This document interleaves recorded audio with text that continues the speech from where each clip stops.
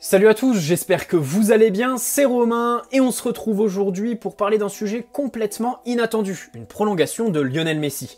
D'abord parce qu'en période de mercato, tu t'intéresses à tes joueurs justement pour les vendre la plupart du temps, t'as tout le reste de la saison pour t'occuper des contrats. Ensuite parce que la première saison de Messi est franchement discutable. Et enfin parce qu'à 35 ans, la Coupe du Monde est son dernier grand objectif. C'est difficile de voir comment il va en revenir. Allez, on va commencer avec les infos. Pour une fois, un média espagnol a vu son exclusivité être confirmée par Fabrizio Romano, puis Loïc Tanzi.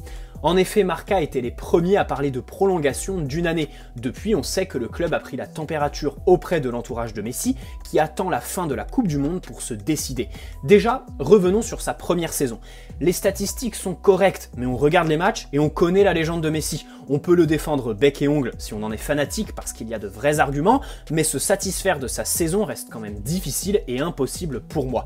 Il y a eu ce fameux temps d'adaptation, logique quand il sort de 20 ans au Barça et une décision complètement inattendue d'en partir pendant l'été, et cette adaptation n'a pas été aidée par Pochettino qui l'a longtemps isolé sur une aile, se croyant 10 ans en arrière. L'exemple parfait ici, c'est le premier Classico en octobre à Marseille. Messi démarre à droite et pèse sur absolument rien du tout en première demi-heure, puis il se rapproche de l'axe et comme par magie, il touche plus de ballons et les bonifie. Ensuite, j'en profite pour faire la pub de la Ligue 1. Tous ceux qui pensent que les statistiques sont faciles à faire ont vu qu'à la différence de la Liga, quand tu reçois le ballon, t'es tout de suite bousculé. Pas d'attentisme, la dimension physique a clairement gêné Messi à l'échelle nationale. Et puis en Ligue des Champions, malgré ce but magnifique au parc contre City, il a trop peu pesé dans les grands matchs, que la Ligue 1 est physique, on le sait tous, les 6 buts qu'il a marqués, tout le monde le rappelle, mais sa double confrontation contre le Real, je crois qu'il faut vraiment insister. Son match aller est bon dans le contenu, il aurait pu être décisif avec de meilleurs coéquipiers, mais on n'oublie pas le pénalty arrêté par Courtois,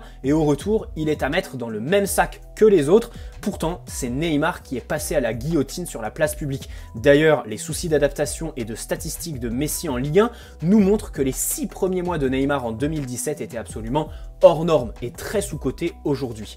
Bon, concernant Messi, il n'y a pas que du négatif. Déjà, il a réussi à plusieurs reprises à montrer sa magie, la connexion avec Mbappé est prometteuse et il est globalement à l'aise avec ses partenaires, à part Hakimi qu'on n'oublie pas. Messi lui-même est le seul à avoir les clés de sa réussite. En effet, l'environnement au club a changé. Contrairement à Neymar, personne l'a fragilisé, et même si on peut l'interpréter de manière négative, le fait que Galtier ne parle pas de lui dans sa conférence de présentation lui enlève de la pression.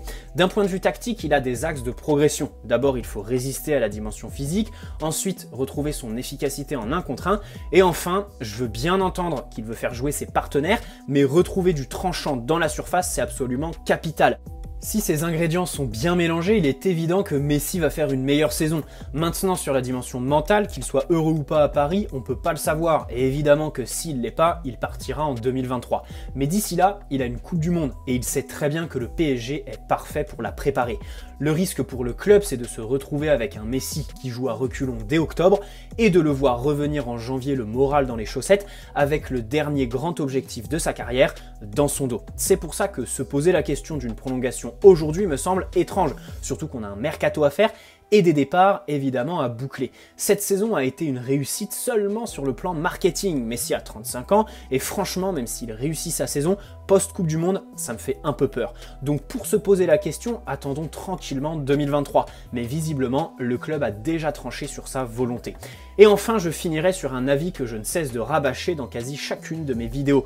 Pour évoluer tactiquement, le PSG doit faire partir un des deux entre Neymar et Messi. Le premier est là depuis 5 ans, donc beaucoup de gens peinent à croire en lui, car ils sont lassés. Le second est plus vieux et plus facile à faire partir, car fin contrat en 2023, contre 2027 pour Neymar.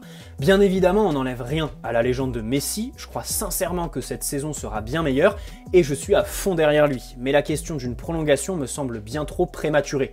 On remercie d'ailleurs Nasser pour son interview en juin, fini le bling bling, place aux joueurs parisiens et jeunes. Depuis, on a mis un Marseillais sur le banc, Kimpembe est sur le départ, et on veut prolonger Messi.